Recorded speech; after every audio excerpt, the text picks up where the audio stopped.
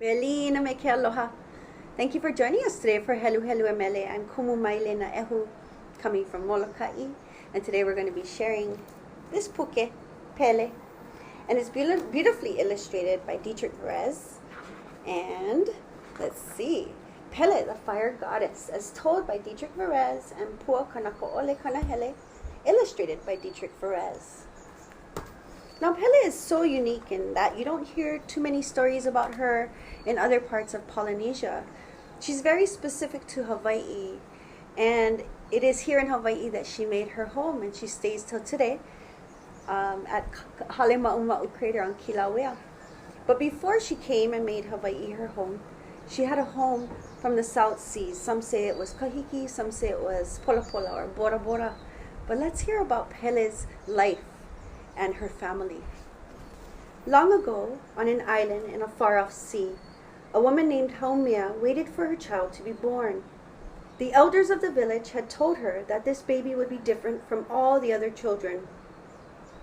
When a great storm comes, they told Haumea, your ancestors will bring the spirit of your child. And so one night, after many months, when the earth shook, lightning split the sky, and thunder rode down the green valleys, Haumea knew her time had come. She climbed slowly into a large cave above the sea, and here she waited for her child to be born. Outside she could hear the waves pounding on the shore, and the wind blowing black columns of rain through the forest. She felt anxious as the child moved inside her. When morning came, all was quiet in the cave, except for a small murmur from the bundle wrapped in tapa cloth that Haumea held close to her. Silently, the elders of the village came to see the child, who was a gift of the ancestors. They named her Pele Honuamea. Pele Honuamea lived with her mother and father and her many brothers and sisters near the shore of the island where she was born. The other children loved the water and dove and splashed all day in it, but Pele didn't play with them. While her brothers and sisters rolled in the waves, she would sit on the rocky shore, watching the many kinds of fish that swam in the tide pools. From the day she was born, Pele was different from all the other children. Her uncle, Lonomakua, was a wise and important man. He was the keeper of the flame. He knew all the secrets of fire, but until now, he had had no one to teach them to. When Pele was a few days old, Lonomakua looked into her eyes and saw the reflection of fire. Then he knew that she was the child to whom he could teach his secrets. He knew that Pele would be the keeper of the fire that burned deep in the earth. Pele and her older sister, Namaka, could not get along. They fought all the time. As they grew up, the rest of the family began to take sides in their arguments, and soon everyone was quarreling. Namaka blamed Pele and her uncle Lonomakua for the hot spots that had begun to appear all over the island. Namaka said it was because they were building fires in the large caverns under the earth. Finally, she convinced some of the family that unless Pele left the island, they would all be burned. After many arguments, the family agreed that Pele should leave to look for another fire island to live on. But some of her brothers and sisters loved her so much that they decided to go with her. One of her older brothers built a handsome and strong canoe for their journey. They named the canoe Honua Yakea. They gathered all the things they would need for the voyage. At last they loaded them into Honua Yakea and set off. As they sailed away from their home and family, Pele and her brothers and sisters turned for one last look. They were sailing off to an island they had never seen. But Pele and her brothers and sisters were not afraid of the great ocean. Their family had told them that a guardian spirit, an older brother named Kamohali'i, would come to them in the form of a shark and would keep them safe. Before they left, Lonomakua had given Pele a magic stick named Pa'oa. He said it would help her find the fire island that would be her new home. Pele's mother, Haumea, gave Pele a large egg wrapped in tapa cloth. always keep it warm, she told Pele. This egg will be your companion. Pele and her brothers and sisters sailed on and on for many months. She thought about her mother, Haumea, making bark cloth, and about her uncle Lonamakua in the fire caverns. She longed for them and wondered if she would ever see them again. One evening, Pele called out across the sea to her father, Kanahele, and asked him to show her which stars to follow. When a star to the northeast shone brighter than all the others, she knew he had heard her, and they sailed toward it. The next morning, Pele woke early. She smelled something familiar in the air. It was still dark, but far away in the distance she saw a red glow. The sun rose slowly in the sky. As Pele and her brothers and sisters sailed closer to the glow, their hearts beat anxiously. They could see large mountains. A smoky haze hid their peaks. The familiar scent was the smoke of a volcano erupting. Pele and her brothers and sisters were filled with joy. Pele knew she had found her new home. She called out again to Kanahele and thanked her father for bringing them to a fire island. She named it Hawaii. Once they had landed on the island, Pele took her magic stick Pa'ua to look for the fire. She found it everywhere.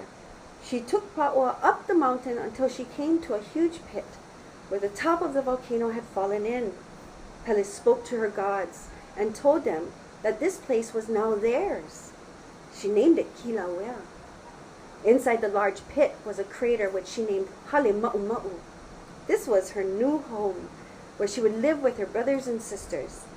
Pele spoke to her gods again, telling them that the high cliff to the west of Hale Ma'u would be a sacred place. She named it for the shark brother who had protected her on her way to the island.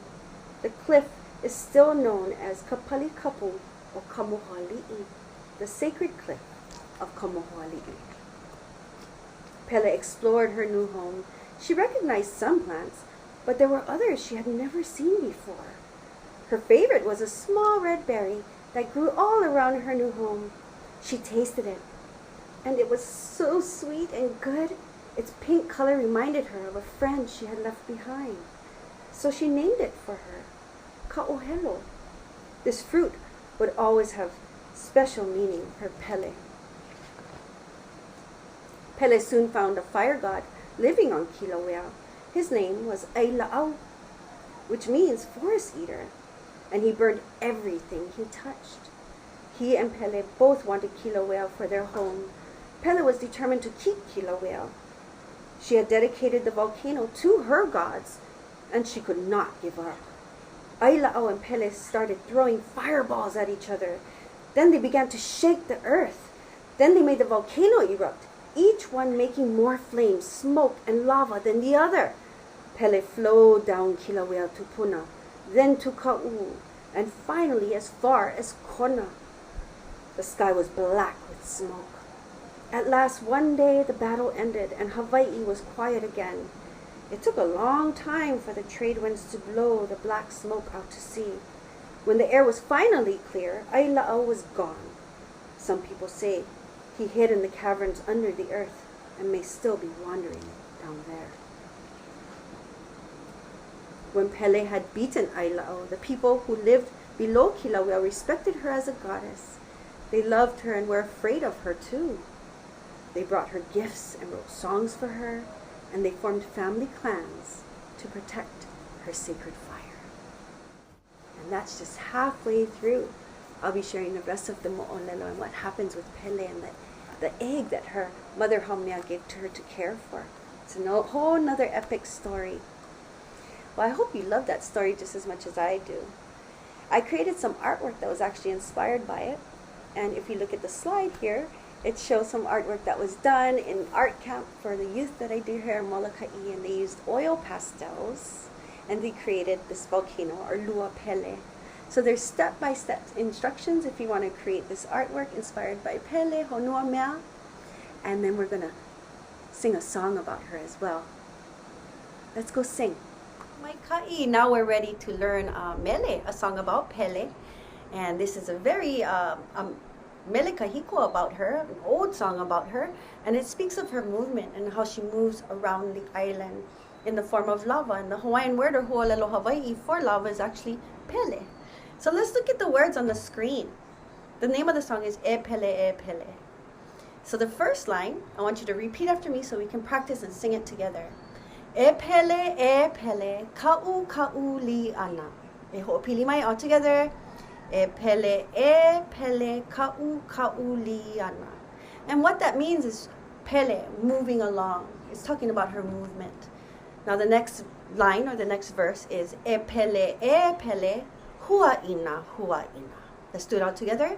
E Pele, hua'ina. And it talks about the bursting of the Pele, the lava. Next verse. E Pele, oni luna. All together. E Pele, oni luna. And it means, the oni means moving back and forth, and iluna means upwards. All right, now the next verse, let's do it all together. Repeat after me, and I'll say it first. E Pele, oni lalo. All together. E Pele, oni lalo. Now we talked about the oni luna, which means going upwards, moving upwards. Oni lalo means moving downwards. Next verse. E Pele, a'o kuli pe'e nui. And we slow down on that part. A'o kuli pe'e nui. So let's practice the pronunciation all together. E Pele, a'o kuli pe'e nui. Maikai. So what that means is it's talking about the creeping and the hiding of her knees as she moves around the earth. Okay, and then the very end, we're going to end it as most Mele Hawaii do with ha'ina, and that means that you will retell your story. And so we say ha'ina ka'inoa no pele la ea. Okay, all together with me. Ha'ina ka'inoa no pele la ea. Mai ka'inoa. Okay, so we're going to do it all together. And I'll do the very end, ea la, ea. And the more and more you watch this, the more and more you'll be better, and you can do it with me, right? So we'll do it one time through to practice, and then we'll do it for real, okay? All right, and the first kahea will be e pele. And then we'll go straight into the mele. Then the very end is he inoa no pele. Yeah? We're going to give honor to her at the end. Mai ka'iloa. All right, let's see. Ooh, so my ka'idis mele. I learned this when I was a little girl. So it's really exciting for me to do this with all of you today. Okay? Makoko? E pele. E pele ka'u liana. E pele ka'u liana. E pele hua'ina. E pele hua'ina.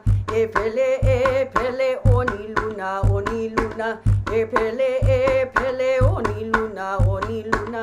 E pele oni lalo. E pele oni lalo. E pele a okuli pe nui. E pele a okuli pe nui. Haina ka inoa no pele la ea. Haina ka inoa no pele la ea. Ea la ea.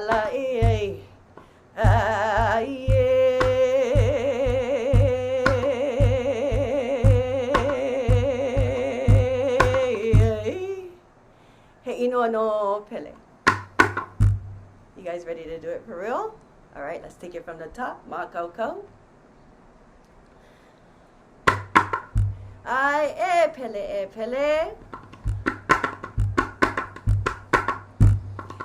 E pele ka'u liana. E pele ka'u liana. E pele hua'ina. E pele hua'ina. E pele oni luna. E pele oni luna. E pele oni lalo. E pele oni lalo. Pele, Pele, a o kuli pe nui. Pele, a o kuli pe nui. Aina kainoa no Pele laia. Aina kainoa no Pele laia. E ala, e.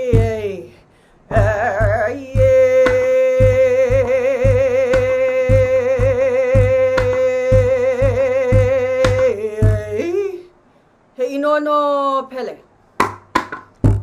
Kamai ka ino.